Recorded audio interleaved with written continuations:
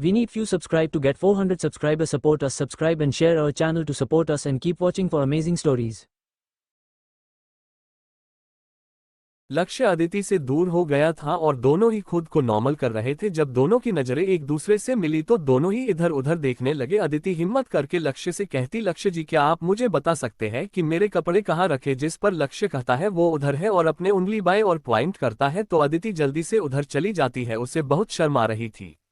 लक्ष्य को भी खुद की हरकतों पर शर्म आ रही थी। वो खुद को ही डांट लगा रहा था। शुरू में तो उसे लगा कि वो खुद को कंट्रोल कर सकता है, लेकिन अदिति को देखकर खुद को रुक नहीं पाया। लक्ष्य अपने बाल नोच रहा था। लक्ष्य, हो क्या गया है तुझे? पहले तो तुझे उसे देख कभी कोई फीलिंग नहीं जागी, लेकिन अब क्या हुआ है तुझे? क्यों अब तू उसे देखकर खुद को रोक नहीं पा रहा है? लक्ष्य, रुक ले खुद को वरना अंजाम तो तू भी जानता है। रोक ले खुद को, रुक ले शीट यार। लक्ष्य फ्रस्ट्रेट होते हुए कहता है और जल्दी से अपने लिए दूसरी शर्ट को निकलकर पहन लेता है और नीचे चला जाता है। और सीढ़ियों से नीचे उतरते ही उसे अपना बेटा दिखाई देता है जो डाइनिंग टेबल पर बैठकर अपनी मां का वेट कर रहा था। लक्ष्य को नीचे आते देख आदि जल्दी से उसकी ओर दौड़ते हुए जाता है और उसके पैर को गले लगा लेता है और कहता है, डैड डैड। लक्ष्य अपने बेटे को जल्दी से अपनी गोद में ले लेता है और कहता है, क्या बात है, आज मेरा बेटा बहुत खुश लग रहा है। जिस पर आदि कहता है, हाँ डैड, क्योंकि आज आदि बहुत खुश है। लक्ष्य आदि नोज को पिंच करते हुए कहता है, अच्छा ऐसी भी कौन सी बात है, जरा हमें भी बताओ। आदि खुशी लक्ष्य को बताता है क्योंकि आज मम्मा हमारे साथ खाना खाने वाली है। आदि अपने छोटे छोटे हाथों से ताली बताते हुए कहता है, इसलिए आदि आज बहुत खुश है। आदि को खुश देखकर लक्ष्य भी खुश हो जाता है क्योंकि आजकल उसका बेटा खुश जो रहने लगा था, इसलिए लक्ष्य भी उसको खुश देखकर वो भी बहुत खुश था। दार मम्मा कहाँ है? अदिति के बारे में सोचकर लक्ष्य के कान गर्म हो गए थे क्योंकि अदिति के बारे में सोचते ही उसे वो सीन याद आ गया जब वो उसे किस कर रहा था। लक्ष्य अपने आप को शांत करते हुए कहता है, बेटा मम्मा तैयार हो रही है, वो जल्दी आ जाएंगी। ऊपर अदिति के रूम में आदिति अपने सामने इतने सारे कपड़ों को देख हैरान थी। कुछ समय तक उसे समझ ही नहीं आया कि उसे क्या पहनना चाहिए। उसके कबर्ड में कई तरह के कपड़े थे, वेटन कपड़े, जॉर्जेट, शिफॉन और कई तरह के कपड़े थे जो कि काफी सुंदर सुंदर थे। अदिति उनमें से अपने लिए साड़ी चूज करती है जो कि ब्लू कलर साड़ी पहनती है जो कि उस पर काफी जच रही थी। आदिति मिरर के सामने खड़ी थी और तैयार हो रही थी। उसने आंखों पर काजल लगाया और होठों पर पिंक बेबी लिपस्टिक। उसके बाल आधे सूख चुके थे और आधे गीले थे। उसने तौलिए से अपने बालों को सुखाया क्योंकि उसे हेयर ड्रायर यूज करना नहीं आता था। उसने अपने बालों को कंघी कर खुला छोड़ दिया। बनी ने डीप नेक वाला ब्लाउज पहना जिससे उसका फिगर काफी अच्छा लग रहा था। उसकी साड़ी सिंपल थी फिर भी उस पर काफी जच रही थी। अब बनी पूरी तरह तैयार थी।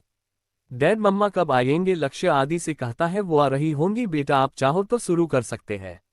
नो डैड, जब तक मम्मा नहीं आती मैं नहीं खाऊंगा। तभी आदि कहता है, वाओ डैड उधर देखिए। तो आदि की चमकती आंखों को देख लक्ष्य उसकी आंखों का करता है तो देखता है अदिति सीढ़ियों से आ रही थी। वो किसी अप्सरा से कम नहीं लग रही थी। सच में अदिति बहुत ही सुंदर लग रही। लक्ष्य के मुंह से अनायास ही निकाल गया, शी इज सो ब्यूटीफुल। लक्ष्य और आदि के पास खड़े सर्वेंट पहले तो अदिति को देख हैरान थे क्योंकि अदिति ने आज साड़ी पहनी थी और खास बात तो ये कि वो तैयार होकर आ रही थी, वरना इतने दिनों तक तो किसी ने उसके बाल को सही से बने हुए ही नहीं देखा था। जैसे मेल सर्वेंट तो उसे बस देखते ही रह गए क्योंकि अदिति लग ही प्यारी रही थी कि कोई भी उसे एक बार देखता तो बस देखता ही रह जाता।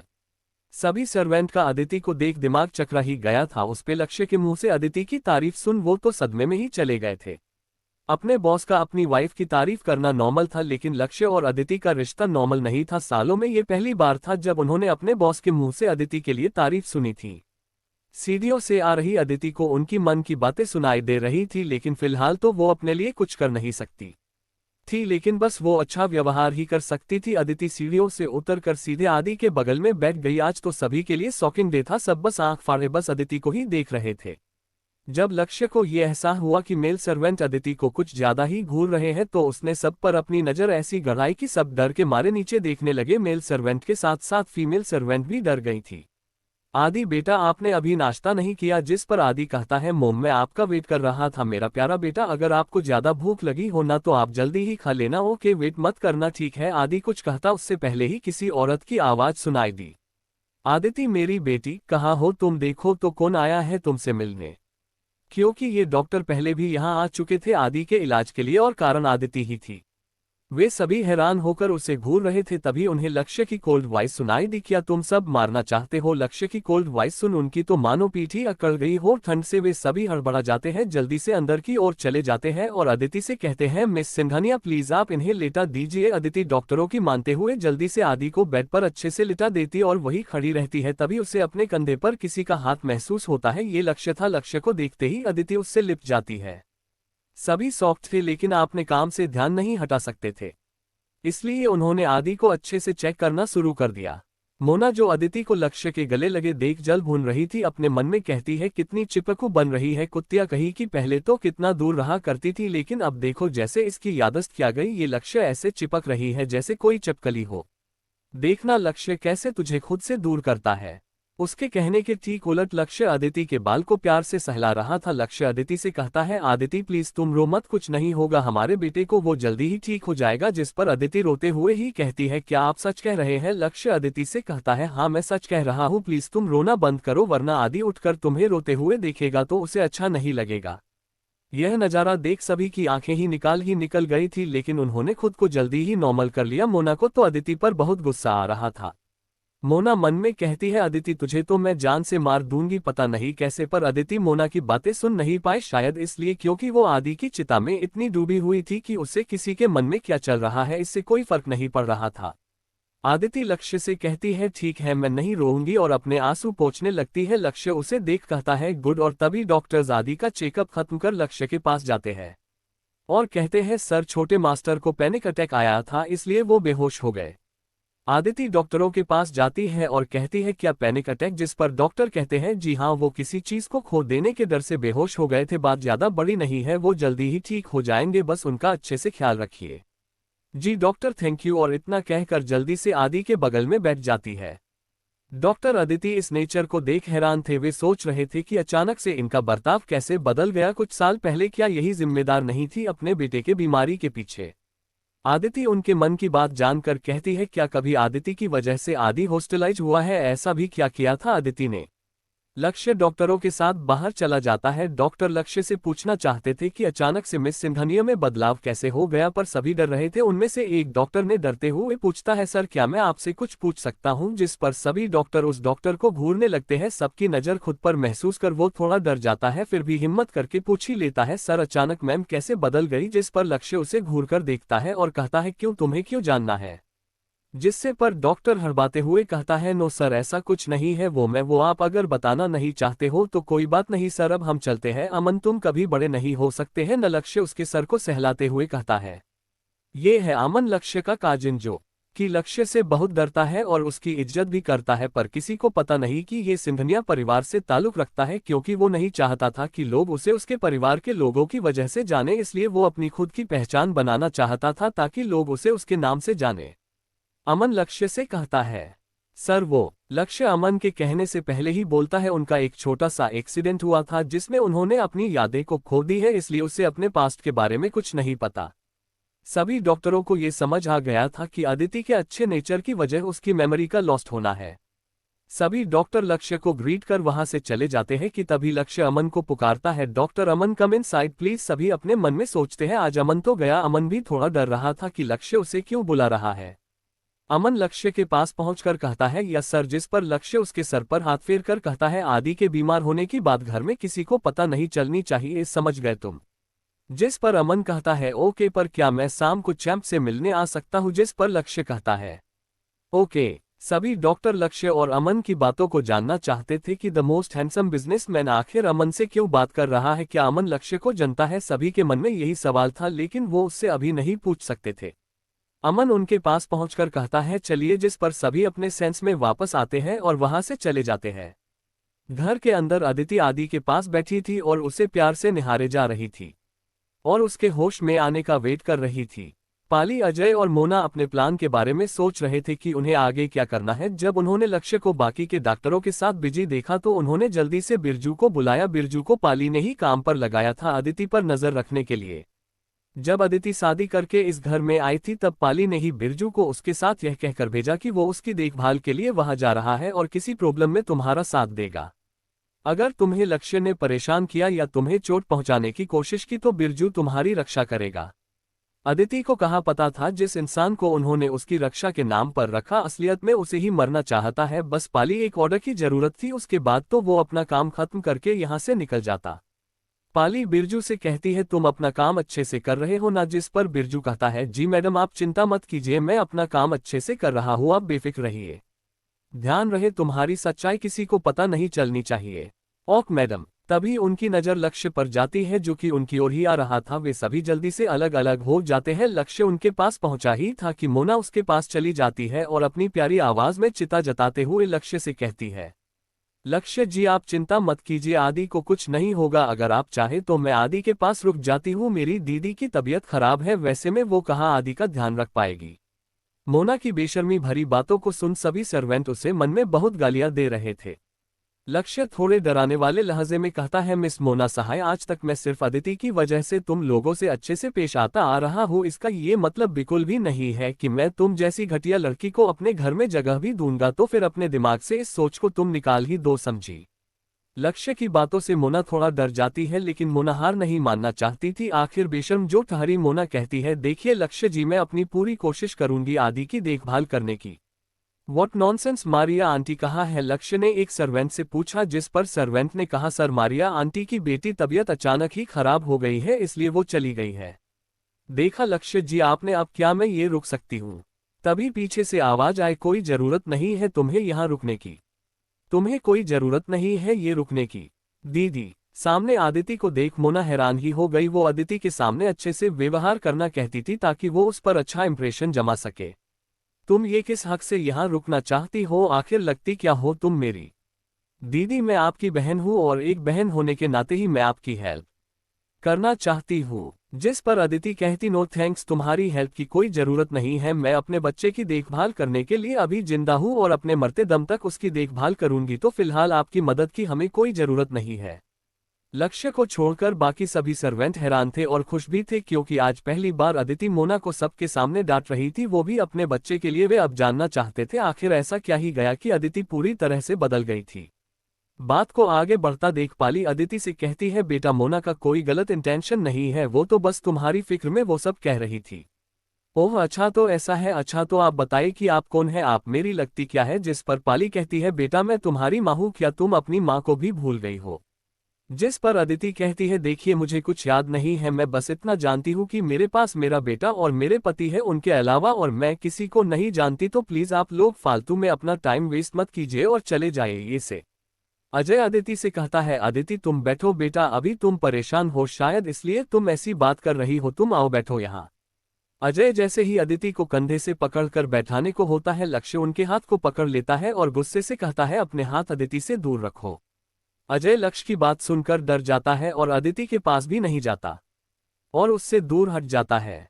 अदिति उनसे कहती है, देखिए आप सब यहाँ फिलहाल के लिए अभी अभी चले जाए, लेकिन बेटा, अदिति अपने एक हाथ उन्हें दिखाते हुए कहती है, बस अब और कुछ नहीं, आप लोग यहाँ से निकल जाइए।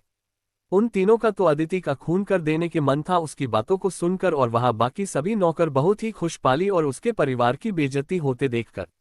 पाली अपने मन में कहती है, अदिति एक बस तू मेरे कंट्रोल में आ जा, उसके बाद मैं तेरी सारी जायदाद हड़प कर तुझे नर्क के दर्शन कराऊंगी, ठीक है बेटा अब हम चलते हैं। पाली अपनी भोली भाली शकल बनाते हुए कहती है और बिरजू को कुछ इशारा करती है। बिना किसी की नजरों के सामने आए पर कोई था जो उसे देख रहा था।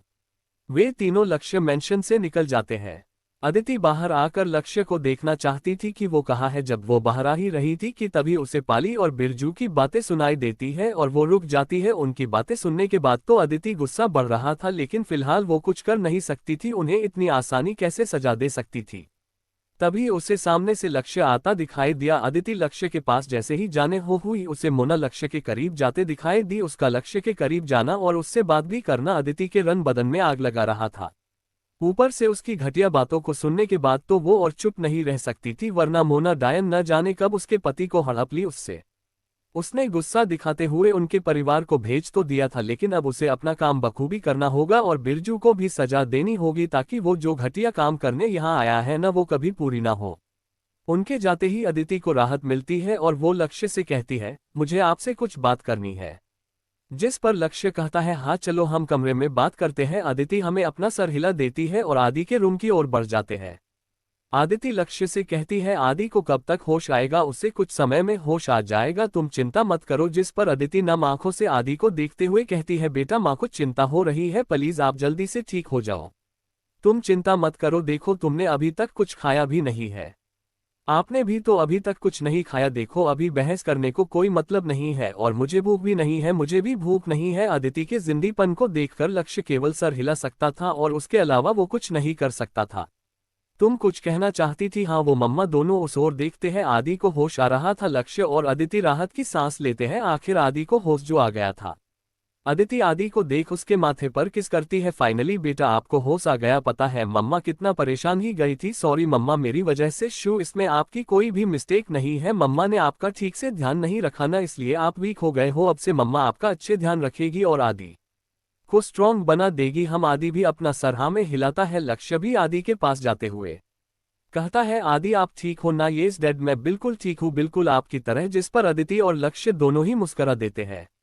आदिति कहती है आपको क्या खाना बताऊं मम्मा को? जिस पर आदि कहता है मम्मा हाँ बेटा बोलो, मुझे भूख नहीं है और मुझे कुछ भी नहीं खाना है। लक्ष्य जेंटल टोन में कहता है आदि बेटा आपको स्ट्रांग नहीं बनना मेरी तरह, हाँ बेटा आपको हेल्दी और फिट रहने के लिए कुछ तो खाना ही पड़ेगा। आदि मायूस टोन में कहता है okay that is my good baby और आदि के चिक पर किस कर लेती है। आदि अपने मम्मा और पापा को एक साथ देखकर बहुत खुश था और अब वे भी एक नॉर्मल फैमिली की तरह ही रह सकते थे। उनका प्यार पाने के लिए आदि कब से वेट जो कर रहा था। लक्ष्य ने सबके लिए खाना रूम में ही मंगवा दिया था और आदि और अदिति के लिए हेल्दी खाना मंगवाया गया था क्योंकि दोनों की ही तबीयत अभी तक अच्छी तरह से ठीक नहीं हुई थी। खाने को देख आदि मुंह बना रहा था और उसके चेहरे के एक्सप्रेशन को देख अदिति और लक्ष्य मुस्कुरा रहे थे। सभी उस ओर देख हैरान थे और सबके चेहरे के रंग उड़ गए थे और खासकर लक्ष्य और आदि के चेहरे के बाकी सब तो घिन भरी नजरों के साथ उन्हें घूर रहे थे। तभी वो औरत अंदर आती है। अदिति उसे देख खड़ी हो जाती है और वो आते ही अदिति को गले लगा लेती है। अदिति को उसे देखते ही गुस्सा आ रहा था। ये है पाली जी है, ये पाली है जो अपने चेहरे पर कई सारे मेकअप पोत कर आई थी जिससे वो दिखने में काफी एलिगेंट और खूबसूरत लग रही थी। पाली के साथ उसके पति और बेटी भी आए थे। मोना ने भी कई सारे मेकअप पोत रखे थे और काफी शॉर्ट ही ड्रेस पहनी हुई थी जो कि उसके थाई तक केवल आ रही थी। उन्हें देखकर बाकी के सभी लोग अपने काम में लग गए क्योंकि उन्हें पता था कि ये औरत कैसी है और जब भी वो यहाँ आती है तब तब घर में हंगामा खड़ा करके ही जाती है, इसलिए सब उसे इग्नोर करते हैं क्योंकि उन्हें सिर्फ अपने सर की ही बात मानने की इजाजत थी और उन्हें पैसे भी इसी बात के लिए मिलते थे। तो वो उनकी इज्जत क्यों करे जिससे सर को इतनी प्रॉब्लम होती है। सबका यूं खुद को इग्नोर करना पाली और मोना को गुस्सा दिला रहा था, फिर भी वो कुछ कह नहीं सकती थी क्योंकि वहां लक्ष्य जो बैठा था वो लक्ष्य के सामने ऐसी वैसी कोई हरकत नहीं कर सकती थी वरना न जाने वो क्या कर बैठे किसे पता। और अब तो अदिति की याददाश्त भी जा चुकी थी वरना वो अदिति के जरिए इन सबको अच्छा सबक सिखाती। मोना अपने मन में कहती है क्या बात है बिट, बहुत सुंदर लग रही। मोना के मन की बात जानकर अदिति का खून खौल रहा था। मोना को देख उसे अपनी पिछली जिंदगी के वो बहन याद आ गई जिसने उसे चंद पैसों के लिए उसने अपने माँ बाप के साथ बेच दिया था।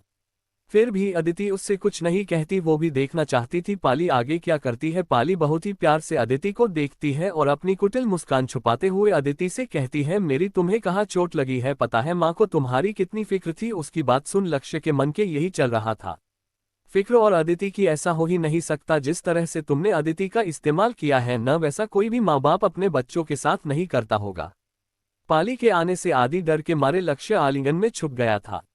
आदि को डरा सहमा देख पाली एक शैतानी मुस्कान आदि को देती है जिससे आदि और डर जाता है और पाली की ओर आंख उठाकर भी नहीं देखता।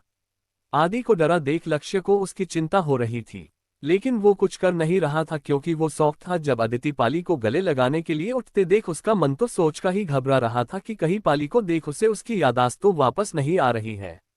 उधर से मोना भी कहती है हाँ दीदी क्या आप ठीक है, हमें आपकी बहुत चिंता हो रही थी इसलिए हम आपसे मिलने चले आए। अदिति को उन्हें देखकर बहुत ही गुस्सा आ रहा था। उनकी झूठी बातें सुन अदिति और बाकियों का भी दिमाग खराब हो रहा था।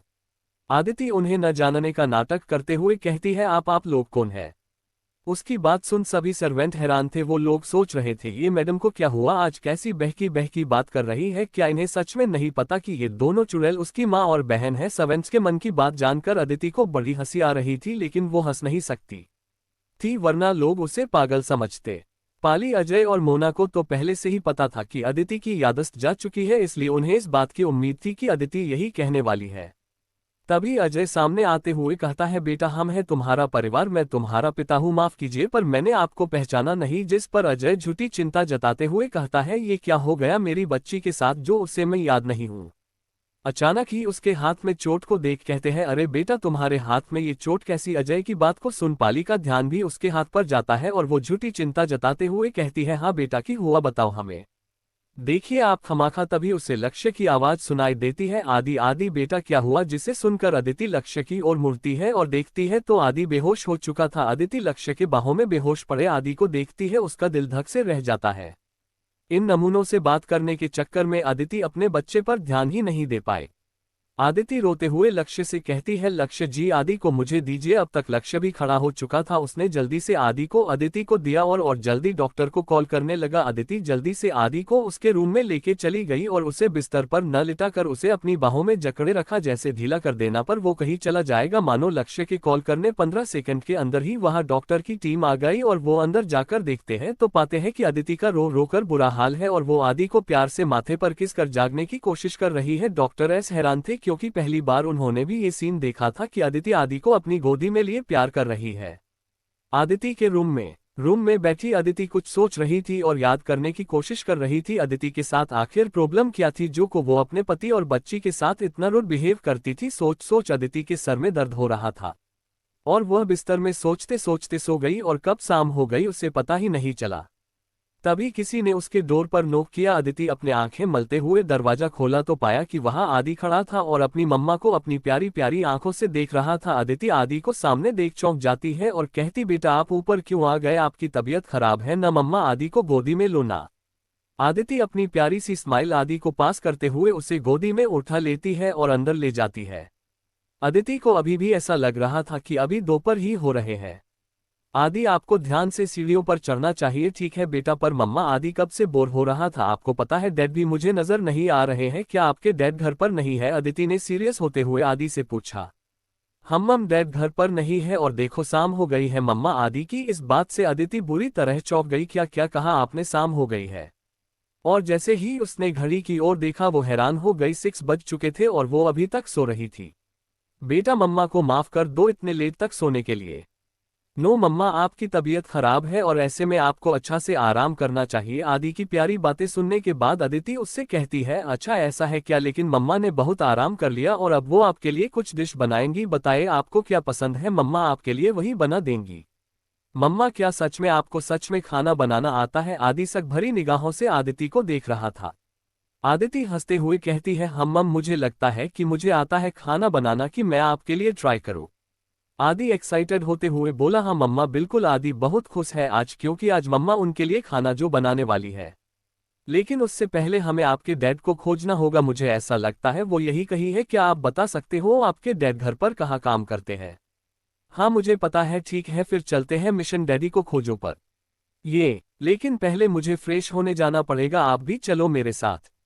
ओके। और दोनों वॉशरूम में जाते हैं। अदिति आदि के फेस को वॉश करने के बाद खुद के फेस को वॉश करती है और दोनों माँ और बेटा फ्रेश होकर लक्ष्य को खोजने निकल जाते हैं। तो फिर चलते हैं डैडी को खोजने। आदि अदिति को अपनी दोनों बाहों को फैला कर कहता है, चलते हैं मम्मा। और अदिति आदि को अपनी गोदी में ले लेती है और वे लक्ष्य के स्टडी रूम के बाहर खड़े थे। आदि कहता है, मम्मा यह है डैडी का रूम जहां डैडी अपना काम करते हैं। आदिति रूम की ओर झांकते हुए कहती है, ओहो तो ये है डैडी का रूम। मम्मा मिशन डैडी खोजो पास हो गया ना। नहीं बेटा पहले हमें देखना पड़ेगा कि पापा अंदर है या नहीं। दोनों माँ और बेटे स्टडी रूम का डोर ओपन करते हैं। लक्ष्य ने डोर को अंदर से लॉक नहीं किया था। अदिति जैसे डोर ओपन करती है उसे लक्ष्य स्टडी टेबल पर बैठा दिखाई देता है, जो कि अपने काम इतना बिजी था कि उसे पता ही नहीं चला कि किसी ने उसके रूम में एंटर किया है। आदिति लक्ष्य को देख बस देखती ही रह जाती है। लक्ष्य कितना हैंडसम लग रहा था काम करते वक्त। सच ही कहते हैं लोग, एक हैंडसम आदमी चाहे जैसे भी कपड़े पहने या वो शर्ट लेस की क्यों ना हो, वो सबका ध्यान अपनी ओर खींच ही लेता है। लक्ष्य ने नॉर्मली घर वाले कपड़े पहने थे, उसने एक व्हाइट टी शर्ट और लोअर पहना हुआ था, पर भी वो कयामत लग रहा था। आदिति की ऐसा लग रहा था कि वो अकेले खड़ी है और तेज तेज हवाएं चल रही है और ठंडी ठंडी सी हवा उसके गालों को छू रही है और उसके बाल हवा में लहरा रहे हैं। उसके चारों ओर तितलियां उड़ रही है और बस लक्ष्य यूं ही काम करते देखना चाहती है। तभी अचानक से उसके मुंह से निकला, हाय मेरा पति कितना हैंडसम है। तभी आदि की प्यारी सी आवाज आए, मम्मा क्या आदि हैंडसम नहीं है, और अपना छोटा सा मुंह फूला लेता है। अदिति आदि की बातों को सुन थोड़ा झेप जाती है और कहती है, नहीं बेटा ऐसा नहीं, आप सबसे से ज्यादा हैंडसम हो। अदिति आदि को प्यार से मनाते हुए कहती है, क्या आप सच कह रही है? हाँ बेटा मम्मा सच कह रही है, लेकिन पहले डैडी को नीचे लेना पड़ेगा ना, आपको भूख नहीं लगी है? जिस पर आदि पाउट करते हुए कहता है, हाँ आदि को भूख लगी है, तो फिर डैडी को नीचे लेके चलते हैं। और दोनों धीरे धीरे लक्ष्य की ओर अपने कदम बढ़ाते हैं। लक्ष्य अपने काम में बिजी था, लेकिन फिर अचानक उसे लगा कि कोई उसके करीब आ रहा है। उसने जैसे ही पीछे मुड़कर देखा, वहां से उसे अदिति आदि को अपनी गोदी पकड़े हुए दिखाई दी। लक्ष्य उन दोनों को देख थोड़ा सरप्राइज था। आदि अपनी माँ के गोद से ही अपनी बाहें फैलाकर कहता है, डैडी। लक्ष्य आदि को गोद में लेते हुए कहता है, क्या बात है बेटा आप यहाँ? तभी आदि कहता है, ओफो डैडी क्या आपको पता है आदि कब से भूख लगी है और आपकी वजह से मैंने खाना नहीं खाया है। लक्ष्य अपने बेटे को हैरान होते हुए देखता है, मेरी वजह से? और नहीं तो क्या आपको पता है कितना टाइम हो गया है? तभी अपने हाथ में पहनी घड़ी की ओर देखता है और कहता है, सॉरी बेटा मुझे माफ कर दो। डैडी को पता नहीं चला, डैडी अपने काम में इतना बिजी थे कि इट्स ओके डैडी, पर आदि को भूख लगी है न मम्मा। आदिति जो बुद्ध बनकर दोनों को देख रही थी, आदि के आवाज लगाने से होश में आती है और कहती है, हाँ बेटा। मम्मा आपका प्रोमिस आपको याद है ना कि आप मेरे लिए आज डिनर बनाओगे? लक्ष्य आदि की ओर देखते हुए कहता है, लेकिन बेटा आपकी मम्मा को खाना बनाना नहीं आता है। आदिति बीच में कहती है, मुझे आता, मेरा मतलब है कि मैं कोशिश करूंगी। क्या तुम कर पाओगी? लक्ष्य उसे देखते हुए कहता है, क्या? हाँ मैं कोशिश करूंगी। किचन में अभी नौकर अदिति को देख हैरान थे। सेफ और नौकर अदिति के सामने सिर झुकाए खड़े थे, जिसे देख अदिति को थोड़ी सी एम्बारसिंग फील हो रही थी। लक्ष्य अदिति की हालत को समझते हुए सभी से कहता है, तुम सब बाहर चले जाओ। लक्ष्य की बात सुनकर सभी सेफ और नौकर बाहर की ओर जा रहे थे और मन में सोच रहे थे, आज हमारे किचन की हालत खराब होने वाली है। क्या कभी मैडम ने किचन में कभी कुछ बनाया भी है? उन्हें देखकर तो लगता ही नहीं कि मैडम कभी खाना बना भी चुकी है। उनकी बात को सुनकर अदिति को और अजीब लग रहा था। वह अपने मन में कहती है, यार अदिति तुम में और कितनी बुराइयां है। ओह सॉरी मैं तो भूल ही गई, बड़े लोग खाना कहाँ बनाते हैं? मुझे तो लागत है बड़े लोगों को खाना भी नौकरों द्वारा ही खिलाया जाता है। ऐसा सोचकर अदिति मन ही मन हंस रही थी। अदिति को यूं सोचता देखकर लक्ष्य कहता है, अगर तुम नहीं करना चाहती तो कोई बात नहीं, तुम पीछे हट सकती हो। असल में अदिति को यूं सोचते देखकर लक्ष्य को लग रहा था कि अदिति ने बस ऐसे ही कह दिया होगा आदि के सामने, क्योंकि जहां तक उसे पता था अदिति खाना बनाने नहीं जानती थी। आदिति लक्ष्य से कहती है, मैं कर लूंगी। क्या आप एक नौकर को बुला सकते हैं मुझे ये बताने के लिए कौन सा सामान कहाँ रखा हुआ है? अदिति को इतना कॉन्फिडेंस देखकर लक्ष्य कहता है, ओके मैं भेज देता हुआ। लक्ष्य एक सेफ को अदिति के मदद के लिए भेजता है और एक अंदर की ओर जाता है। आदि अपनी मम्मा के पास रहना चाहता था, लेकिन लक्ष्य उसे जाने नहीं दे रहा था। डैडी आप मुझे अंदर जाने क्यों नहीं दे रहे हो? बेटा अंदर खतरा है, मेरा मतलब है कि आपकी मम्मा खाना बना रही है, ऐसे में आप वहां पर रहकर उन्हें डिस्टर्ब कर दोगे। मैं नहीं करूंगा। नहीं कोई जरूरत नहीं है, आप और मैं यही डाइनिंग टेबल पर ही उनका इंतजार करेंगे। मम्मा जो बना रही है वो एक सरप्राइज है, समझे आप? क्या सरप्राइज है? हाँ सरप्राइज है। क्या आप अपनी मम्मा के सरप्राइज को बिगाड़ना चाहते हो? नहीं ना, तो फिर आराम से यहीं पर बैठे रहो। आदि मन मारकर कहता है, okay daddy, that's like a good boy. उसके गाल को हल्का सा पिंच करता है। लक्ष्य के खतरा वाली बात किसी ने नहीं सुनी थी, वरना वो सब ये सोचते कि क्या अदिति के खाना पकाने को लेकर उन्हें जो शक था, क्या उनके सर को भी शक था? अंदर जो सेफ अदिति को बताने गया था कि कौन सा सामान कहाँ है, बहुत ज्यादा ही घबराया हुआ था कि कहीं अदिति को किसी बात पे गुस्सा आ गया और उसने उसका सर फोड़ दिया तो। तभी उसे अदिति की आवाज सुनाई दी, तुम इतनी देर से वहां क्या कर रहे हो? क्या तुम्हें अपनी नौकरी प्यारी नहीं है क्या? इतना कहकर अदिति ने सेफ के सिर पर वहां पर पड़े एक बड़े से प्लेट से मार दिया और वो सेफ जोर से चिल्लाया, नहीं मैडम मुझे माफ कर दो, माफ कर दो। तुम्हें क्या हुआ? क्या कोई परेशानी? अदिति ने उसे परेशान होते देखा। तब जाकर उस सेफ ने अपनी आंखें खोली जो उसने डर से बंद कर रखी थी। उसने अपने आप को देखा और सर को छूने लगा। तब उसे पता चला कि वो तो बस सोच रहा था, मतलब अदिति ने उसे नहीं मारा था। आदिति उसकी अजीब हरकत देखकर उससे पूछती है, क्या आप ठीक है? क्या कुछ गलत है? जिस पर वह सेफ कहता है, माही मैडम ऐसा कुछ नहीं है। क्या आप सच में ठीक है ना? जी मैडम। अदिति की इन बातों ने उसे थोड़ा सहज कर दिया था। आदिति उससे बहुत अच्छे से बात कर रही थी। अदिति उससे अपनी प्यारी मुस्कान लिए पूछती है, आपका नाम क्या है? जिस पर सेफ कहता है, जी वो मेरा नाम विशाल है। और आपकी एज कितनी है? जिस पर विशाल कहता है, मैडम वो मेरी एज 23 है। क्या मैं आपको आपके नाम से बुला सकती हूँ? मैडम, इसमें आपको पूछने की कोई जरूरत नहीं है, आप चाहे तो मुझे किसी भी नाम से बुला सकती है। ओह, ऐसा है क्या? जी मैडम। अच्छा विशाल, तो अब मुझे ये बताओ कि सारे सामान कहाँ है, मुझे समझ नहीं आ रहा कौन सा सामान कहाँ है। जिस पर विशाल कहता है जी मैडम, और उसे सारे चीजों के बारे में बता देता है कि कौन से इंग्रेडिएंट्स कहाँ रखे हुए हैं। आदिति कहती है अब आप जा सकते हैं, अगर मुझे जरूरत होगी तो मैं आपको बुला लूंगी। जीन्स पर विशाल अपना सर हाँ में हिलाता है और कहता है आपको किसी चीज की जरूरत पड़ी तो मुझे बुला लीजिएगा। उसने ये बात किसी गलत इरादे से नहीं कहा था, वो तो बस अदिति के अच्छे बर्ताव के कारण उसकी मदद करना चाहता था। जिस पर अदिति बस हल्का सा मुस्कुरा देती है और विशाल वहां से बाहर चला जाता है। बाहर सभी सेफ उससे पूछना चाहते थे कि अंदर क्या हुआ, लेकिन वे चुप थे और बाहर ही खड़े रहकर अदिति के बाहर आने का वेट कर सकते थे। अंदर अदिति ने अपना काम शुरू कर दिया था। अदिति ने अप्रेन पहन लिया और सोचने लगी कि उसे क्या बनाना चाहिए। 2 मिनट के भी काम समय में अदिति ने सभी चीजों को सोच लिया और शुरू ही गई अपने काम पर। उसने सबसे पहली शुरुआत चावल से की और उसके बाद उसने कई सारे चीजें बनाई। बाहर बैठे सभी लोगों को किचन के अंदर से आ रही खुशबू आ रही थी, जिससे उनकी भूख बढ़ रही थी। उन्हें तो यकीन ही नहीं हो रहा था क्या अंदर कोई और चला गया जो इतनी स्वादिष्ट खुशबू आ रही थी किचन से। लक्ष्य भी हैरान और बेताब था अदिति के बनाए खाने को देखने के लिए। आदि के मुंह में तो अभी से पानी आ रहा था। केवल आदि ही नहीं, वहां पर खड़े सभी का यही हाल था। तभी किचन से अदिति बाहर आते दिखाई दी, जो अपने साथ खाने सामान को लेकर आ रही थी। ये देख कि अदिति ने सामान पकड़ा है, सभी नौकर आगे आए और अदिति की हेल्प करने लगे। अदिति भी मुस्कुराते हुए अपनी हेल्प करने दे रही थी। अदिति के खाने को देख सभी हैरान थे। लक्ष्य और अदिति आदि की मेडिसिन सीन देकर अपने रूम में आ जाते हैं। अदिति की लक्ष्य से बात करने की हिम्मत नहीं हो रही थी, वो तो सिचुएशन ही ऐसी थी। अदिति लक्ष्य से बात कर पा रही थी, वरना शायद ही अपनी हकलाती आवाज से कुछ कह पाती। दोनों रूम में एक दूसरे को देखकर ऑकवर्ड फील कर रहे थे। अदिति हिम्मत करते हुए कहती है लक्ष्य जी, क्या आप आज ऑफिस नहीं जा रहे हैं? नहीं, आज मैंने ऑफिस नहीं जा रहा हूँ। तुम शायद मुझसे कुछ पूछना चाहती थी, है ना? अदिति थोड़ा हिचकिचाते हुए कहती है आज जो लोग यहाँ आए थे वो लोग कौन थे, क्या आप मुझे बता सकते हैं? जिस पर लक्ष्य कहता है वो लोग तुम्हारे। लक्ष्य बीच में ही रुक जाता है। अदिति उसके आगे बोलने का इंतजार कर रही थी।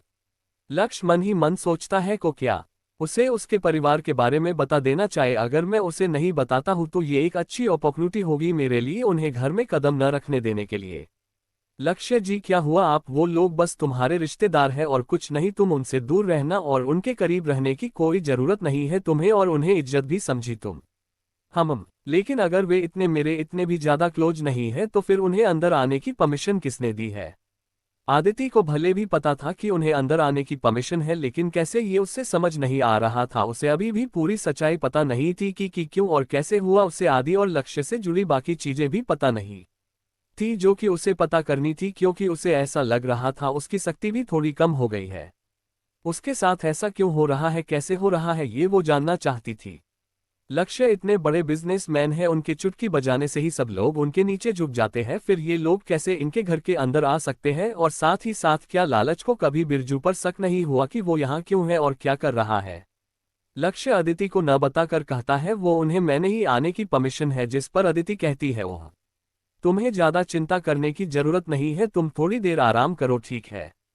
इतना कहकर लक्ष्य रूम से बाहर की ओर चला जाता है और अपने स्टडी रूम की ओर बढ़ता है। लक्ष्य अपने स्टडी रूम को खोलता है और अंदर की ओर चला जाता है। लक्ष्य का स्टडी रूम भी उसके रूम जैसा ही था, बड़ा और खूबसूरत था, जिसकी theme dark blue and green थी, जो कि काफी अच्छी लग रही थी। सेंटर में ग्लास टेबल था जिसमें लक्ष्य के डॉक्यूमेंट रखे हुए थे। लक्ष्य अपने स्टडी रूम में बने एक ब्लैक कलर के दरवाजे की ओर अपने कदम बढ़ाता है। डोर ओपन करते ही वहां उसे चारों तरफ अंधेरा दिखाई देता है और जैसे ही वो रूम में एंटर करता है ऑटोमेटिकली लाइट्स ऑन हो जाती है और सामने का नजारा स्पष्ट दिखने लगता है। सामने कई सारी फोटोज थी। लक्ष्य चलते चलते एक तस्वीर के सामने रुक जाता है और कहता है मैंने आपके कहे अनुसार आपकी बेटी का ख्याल रखा। माना कि मेरा तरीका गलत था, पर मेरे पास उसे अपने पास रखने के अलावा कोई ऑप्शन नहीं था अगर मैं वो सब नहीं करता तो। लेकिन अब वो समझदार हो गई है, उसने आदि को अपना लिया है और उसका बिहेव भी चेंज हो रहा है। उम्मीद है कि आगे भी सब ठीक होगा। इतना कहकर लक्ष्य कुछ देर उस तस्वीर को देखता है और रूम से बाहर चला जाता है और स्टडी टेबल पर बैठकर अपना काम करने लगता है। लक्ष्य अपने काम में बिजी था कि तभी उसका फोन वाइब्रेट होता है। लक्ष्य जैसे फोन को देखता है जिसमें रोहन नाम फ्लैश हो रहा था। लक्ष्य कॉल पिक करता है, जैसे ही हेलो कहता है रोहन की आवाज आती है। लक्ष्य मिस्टर देसाई वाला काम आइस ने कर दिया है, जिस पर लक्ष्य कोल्ड टोन में कहता है हम रोहन मन में कहता है कभी तो ये इंसान किसी से नॉर्मली बात कर केवल अपना सड़ा मुंह बस बनाए रहता है। मुझे किसी से भी अच्छे से बात करने का कोई शौक नहीं है, अगर तुम्हें है तो तुम करो भाई, वो अगर कुछ और नहीं है तो मैं फोन रख रहा हूँ। मुझे कुछ कहना है, रोहन तपाक से बोलता है, जैसे कि अगर उसने बोलना बंद कर दिया तो लक्ष्य कॉल कट कर देगा। तुम्हारे पास सिर्फ 10 है, जल्दी बोलो। मिस्टर देसाई अपनी आगे की चाल चलने वाले हैं, इसके लिए हमें कुछ करना होगा। हम दोबारा से उसे रामू काका को परेशान करने नहीं दे सकते। और एक बात, मैंने आंटी मारिया को अभी तक कुछ नहीं बताया है और कल से रामू काका भी आ जाएंगे काम पर। हम ठीक है क्या और कुछ बचा है? वो लक्ष्य की कड़क आवाज आती है। ठीक है, अरे नहीं, क्या तुम मुझे ये बता सकते हो कि तुमने आइस को इस काम के लिए क्यों भेजा? मेरे पास अभी तुम्हारे सवालों के जवाब नहीं है, मिलके बात करते हैं। हाँ, लेकिन टूट टूट कॉल कट चुकी थी। उफ यार, ये मन की बात भी सुन सकता है क्या? रोहन, तुझे अब सोच समझ के लक्ष्य के सामने बात करनी होगी, वरना लक्ष्य तेरा भाजी पाला बना देगा। लेकिन एक मिनट, रोहन अपने अपने माथे पर एक उंगली को रखता है और सोचता है, लक्ष्य की बातों में मुझे बेफिक्री नजर आ रही थी। ऐसा लग रहा है कि उसने पहले से ही कुछ सोच कर रखा है इस बारे में। यार, मैं कभी लक्ष्य को समझ ही नहीं पाऊंगा। ये इंसान कब क्या करता है और कब सोचता, किसी को पता ही नहीं चलता। इसलिए तो लक्ष्य सबसे आगे है। रोहन जब ऑफिस में अकेला होता है तो वो बच्चों की तरह ही बिहेव करता है। उसे अगर किसी ने देख लिया ना ऐसा करते तो किसी को भरोसा ही नहीं होगा कि ये रोहन है जो किसी से ज्यादा बात नहीं करता अपने बॉस के अलावा। स्टडी टेबल पर बैठा लक्ष्य सरकास्टिक स्माइल लिए कहता है, लगता है हमें मिलना पड़ेगा mister Desai. Oh my God, ये सब क्या है? सामने का नजारा सच में बहुत सुंदर था। सभी खाने को देख यकीन ही नहीं कर पा रहे थे कि ये सब अदिति ने बनाया है। सभी अपने में सोच रहे थे कितना टेस्टी लग रहा है खाना। मुझे तो यकीन ही नहीं हो रहा कि मैडम को खाना बनाना भी आता है। अनबिलीवेबल, सच में खाना टेस्टी लग रहा है और इसकी सुगंध, वह मेरे मुंह में तो पानी आ रहा है।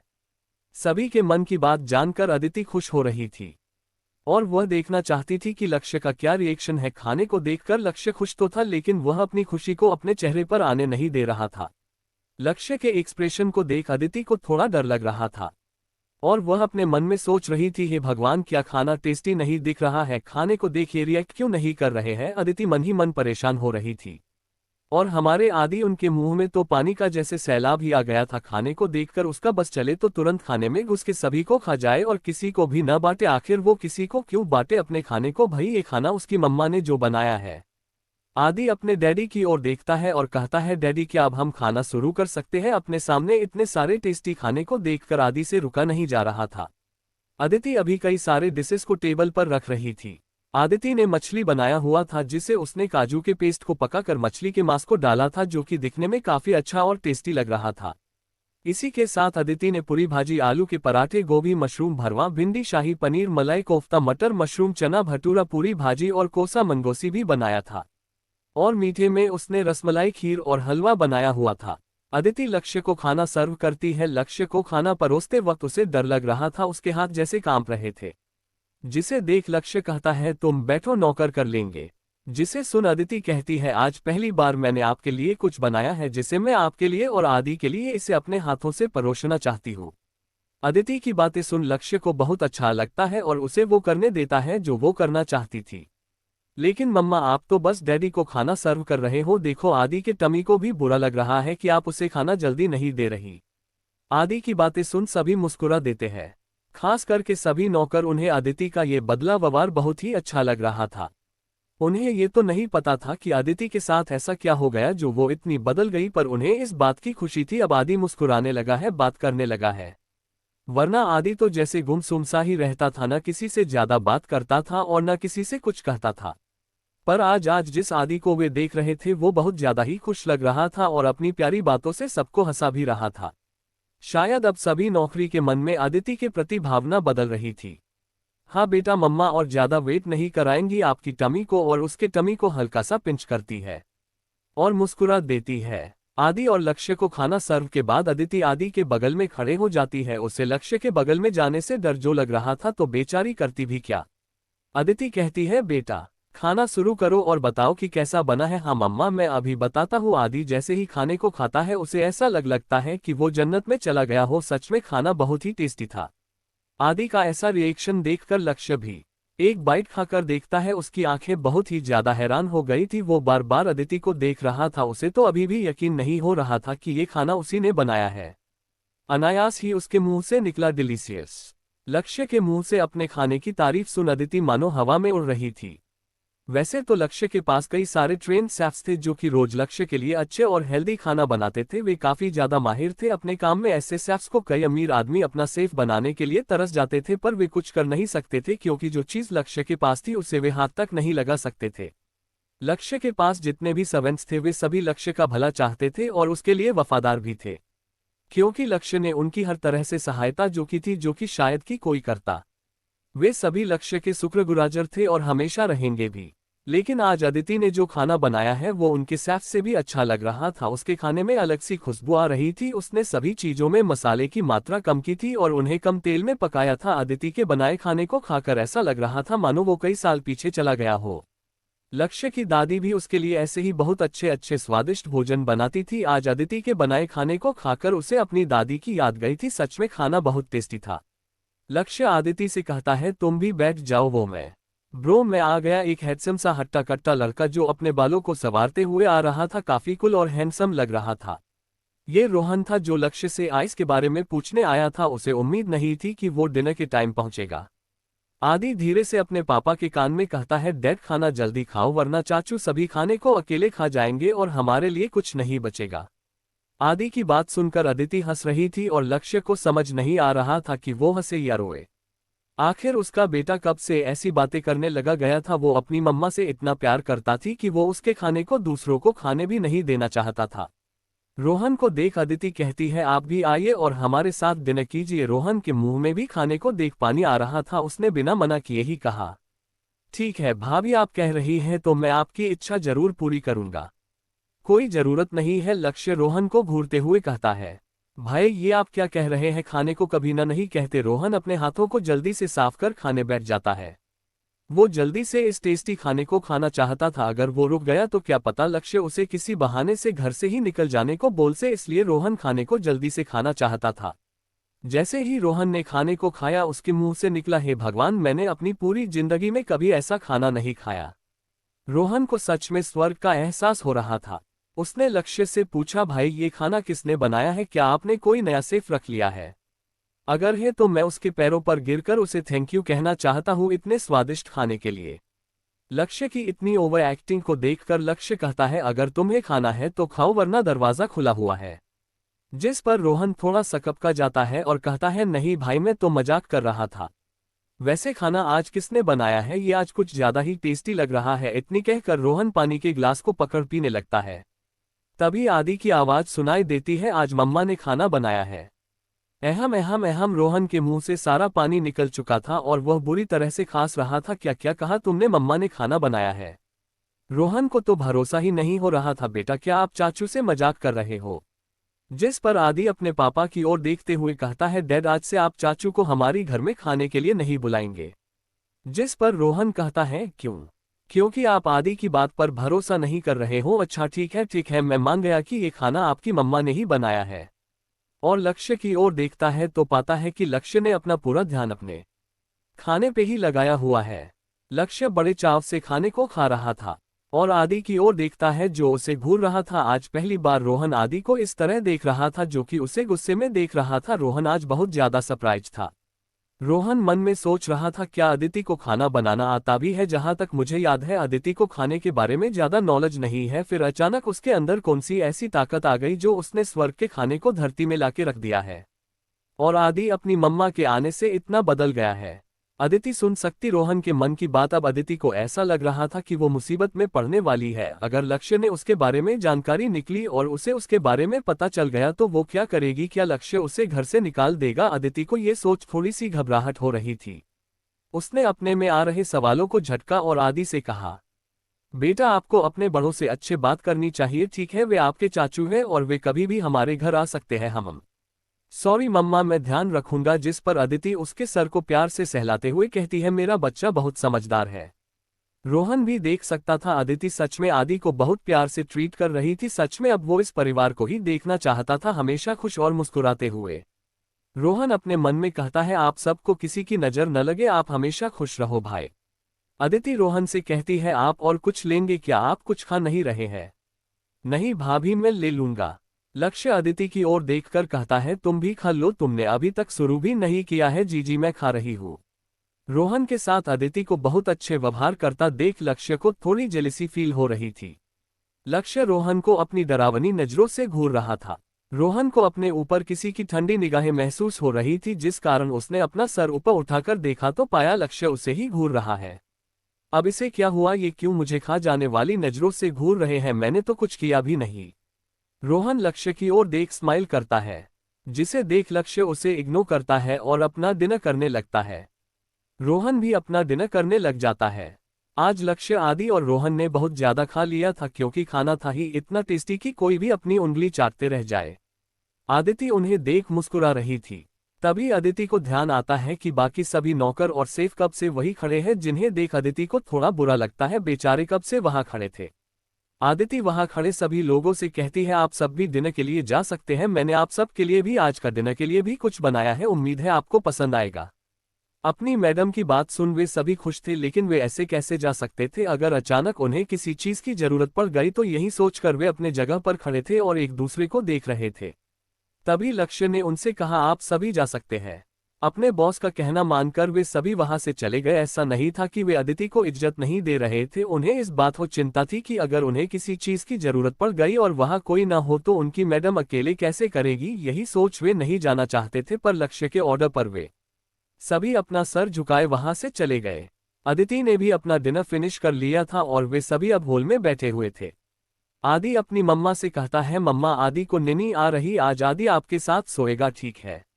आदि की बातें सुन अदिति कहती है, ठीक है बेटा, आज मम्मा आपके साथ सोएगी हम।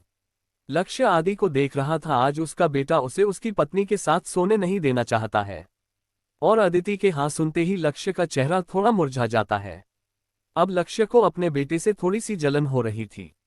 रोहन को तो समझ ही नहीं आ रहा था कि अचानक से लक्ष्य का चेहरा क्यों बदल गया, क्या ये आदि की वजह से था? ऐसा सोच वो मन ही मन हंस रहा था लक्ष्य के ऊपर। आदिति भी आज आदि को अपनी बाहों में भरकर सुलाना चाहती थी, उसे प्यार करना चाहती थी। और उसने इसलिए भी हाँ कहा क्योंकि अगर लक्ष्य और वो दोनों अगर साथ में होते हैं तो सिचुएशन थोड़ी ऑकवर्ड सी जो जाती है। और जब से लक्ष्य ने उससे किस किया था तब से अदिति को लक्ष्य के साथ एक ही रूम और अधिक शर्म आ रही थी। अदिति सभी को गुड नाइट बोल के आदि को लेकर रूम की ओर बढ़ जाती है, जिसे लक्ष्य बस देख सकता था। रोहन लक्ष्य से कहता है, भाई मुझे स्टडी रूम में चलो, और बिना रोहन की ओर देखे स्टडी रूम की ओर बढ़ जाता है। लक्ष्य और रोहन अब स्टडी रूम में थे। माहौल अब बहुत ही ज्यादा सीरियस था। दोनों एक दूसरे को देखते, एक के चेहरे पर परेशानी दिखाई दे रही थी तो दूसरे के चेहरे में कोई भाव नजर नहीं आ रहा था। रोहन लक्ष्य से पूछता है, भाई क्या आप जो कह रहे हैं वो सच है, लेकिन मुझे नहीं लगता कि आपको ये करना चाहिए, इसमें रिस्क भी ही सकता है। और आपको तो पता है ना आपके पीछे कितने सारे लोग पड़े हुए हैं, अगर उन्हें आपकी रियल आइडेंटिटी के बारे में पता चल गया तो फिर आपके के लिए ये बहुत ही ज्यादा नुकसानदेह होगा, आप समझ रहे हैं ना? लक्ष्य रोहन की बातों को सुनकर कहता है, मैंने अपनी पूरी लाइफ अपने करियर पर फोकस किया, कभी दूसरी चीजों पर मेरा ध्यान नहीं गया सिवाय अदिति को छोड़कर। लेकिन तब बात अलग थी, अब देखो अदिति भी बदल चुकी है और मेरे बच्चे से प्यार भी करने लगी है, कितना खुश रहने लगा है वो। अब ऐसे में मेरा भी फर्ज बनता है उनके साथ टाइम स्पेंड करने का, उन्हें प्रायोरिटी देने। दरअसल लक्ष्य के बारे में उनके दुश्मनों को कुछ क्लू मिल गया था। लक्ष्य बिजनेस के अलावा अंडरकवर डॉन भी था। लक्ष्य द बिजनेसमैन जिसके बारे में सबको पता था, लेकिन उसकी हिडन आइडेंटिटी के बारे में किसी को नहीं पता थी, जिसको लेकर रोहन चिंता में था। और लक्ष्य का अदिति को एक मौका देने जा रहा था, यही सोच उसका दिमाग खराब हो रहा था, क्योंकि ये बात तो रोहन को भी पता थी कि अदिति कभी खाना बनाना जानती ही नहीं थी, फिर आज कैसे? उसे तो यही लग रहा था कि अदिति भी कोई चालाकी कर रही है लक्ष्य के साथ, या वो अदिति हो ही न, रोहन यही सोच रहा था। भाई क्या आप इसके बारे श्योर है? हाँ, अब मैं इसके लिए तैयार हूँ, जो होगा वो बाद में देखा जाएगा। रोहन थक हार कर लक्ष्य की बात मान लेता है और उससे पूछता है, तो आपने मुझे बताया नहीं कि आपने आइस को ही मिस्टर देसाई का काम क्यों सौंपा, क्या कोई खास कारण था इसके पीछे? लक्ष्य कोल्ड टोन में कहता है, हाँ तुम सही ही, इसके पीछे एक वजह है। राजेश देसाई उस बच्चे को अपनी बेटी के लिए रामू काका से उस बच्चे को हड़प चुका था और उसे अपनी बेटी के लिए दे चुका था। और रोहन को उस दिन के बारे में बताने लगता है। पाखी को इस बात की खबर नहीं थी कि उसका बच्चा मर चुका है और वो राम के बच्चे को ही अपना बच्चा मान चुकी थी। उस दिन रामू काका रात में भागे भागे मेरे लक्ष्य के पास गए थे और उन्होंने लक्ष्य को अपनी सारी परेशानियां बताई। उनकी बात सुनकर लक्ष्य को बहुत बुरा लगा रामू काका के लिए। रामू काका रोते हुए कहते हैं, सर मेरी मदद कर दीजिए, मेरा बेटा बेहोश होगा गया है, उसे अभी तक होश नहीं आया और मेरी बहू कोमा में चली गई है। अगर उन दोनों में से किसी को भी कुछ हो गया तो मैं खुद को माफ नहीं कर पाऊंगा। लक्ष्य कैसी अपने सामने रामू काका को रोते हुए देख सकता था। एक वो भी तो थे जिन्होंने लक्ष्य को संभाला था, उन्हें बड़े होते हुए देखा था और हर तरह से लक्ष्य की मदद भी की थी। लक्ष्य का खून खौल रहा था उनकी बातें सुनकर। लक्ष्य ने रामू काका से कहा, काका आप मुझे सर नहीं बुला सकते क्या? आप मुझे लक्ष्य ही बुलाए, आप रोए मत, मैं आपकी पूरी मदद करूंगा, आप चिंता मत कीजिए। लक्ष्य ने रामू काका को ड्राइवर के साथ हॉस्पिटल भिजवा दिया था और उसने जल्दी से आइस को कॉल करके उसे सब समझा दिया, क्योंकि ये काम आइस के अलावा और कोई नहीं कर सकता था। लक्ष्य ने रोहन को इस बारे में नेक्स्ट डे को बताया था, क्योंकि वो मिस्टर देसाई को किसी और कामों में गुमराह करना चाहता था ताकि उसका ध्यान भटका रहे। लक्ष्य चाहता तो चुटकियों में रामू काका की मदद कर सकता था, लेकिन वो बच्चे को चिन्हना नहीं चाहता था, इसलिए उसने आइस को इस काम के लिए भेजा। मिस्टर देसाई को पता नहीं था कि उसने किससे पंगा लिया है। अगर उसे पता होता तो वो लक्ष्य के पैरों में अभी तक गिरकर माफी मांग रहा होता। फिलहाल तो उसे अभी तक इस बारे में पता नहीं था, क्योंकि लक्ष्य ने सबसे उसके बारे में कहने से मना जो किया था। लक्ष्य मिस्टर देसाई को इतनी आसानी से छोड़ने वाला नहीं था। रोहन को भी पता नहीं था लक्ष्य का क्या प्लान है, वो तो बस वही कर रहा था जो लक्ष्य ने उससे करने को कहा था। आइस तुरंत ही मिस्टर देसाई के घर एज अ मेड बनकर गई थी। उसने एक पुरानी साड़ी पहनी थी जो कि काफी ओल्ड थी, लेकिन उसका गोरा बदन उस साड़ी में चुप नहीं रहा था बल्कि उभर कर बाहर आ रहा था। आइस बिल्कुल एक काम वाली बाई लग रही थी, हॉट एंड सेक्सी काम वाली। भाई उसके ऑफिस के एम्प्लॉय अगर उसे ऐसे देख लेते तो उनकी तो आंखें ही बाहर आ जाती। हमारे रोहन को छोड़कर आइस ने जैसे तैसे तिगड़म लगाया और देसाई के घर में अपने लिए वहां काम खोजवा ही लिया।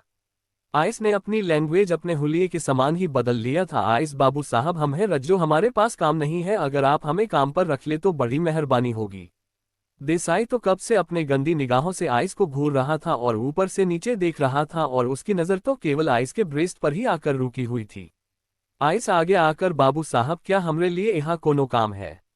देसाई, हाँ बिल्कुल है तुम्हारे लिए काम, और अपनी ललचाई निगाहों से आइस की ओर देखते हुए कहता है, तुम अपना काम अच्छे से करो, मैंने तुम्हें नौकरी पे रख लिया है, ठीक है? अगर तुम अच्छे से काम करेगी तो मैं तुम्हें बहुत सारा पैसा दूंगा, बहुत सारा। और आगे बढ़कर आइस के कंधे को पकड़कर कहता है, तुम समझ गई ना? आइस मन में कहती है, साले बुड्ढे, तेरी इतनी हिम्मत कि तू मुझे हाथ लगा रहा है, तेरी इतनी हिम्मत बढ़ गई कि तू मुझे अपनी गंदी आंखों से घूर रहा है। एक बार मेरा काम हो जाने दे, उसके बाद मैं तेरी सारी अकड़ निकाल दूंगी। आइस प्यार से कहती है, हाँ बाबू साहब आप चिंता मत कीजिए, मैं बहुत अच्छे से काम करूंगी। जिस पर देसाई खुश हो जाता है, क्योंकि आइस उससे बहुत ही प्यार से जो बात कर रही थी, जिसका मतलब देसाई कुछ और ही निकाल रहा था। देसाई कहता है, ठीक है तुम अच्छे से काम करो और मैं शाम को तुम्हें तुम्हारा इनाम दूंगा। इतना कहकर देसाई आइस के गाल को गंदे तरीके से छूता है और वहां से चला जाता है। माँ कसम मिस्टर देसाई, मेरा काम होने दे, तेरे सारे दांत और हाथ न तोड़ दिए ना मैंने तो, मेरा नाम भी आइस नहीं। तू शाम को आ, तेरा सारा हिसाब बराबर करती हूँ मैं। आइस घर को अच्छे से देख रही थी और यह पता लगाने की कोशिश कर रही थी कि बच्चा इस वक्त कहाँ होगा। तभी उसे बच्चे के रोने की आवाज सुनाई दी। आइस उस ओर बढ़ गई। जब वह रूम में पहुंची तो सामने का नजारा देख दंग रह गई। आपको क्या लगता गई मिस्टर देसाई को सबक सिखाना चाहिए या छोड़ देना चाहिए?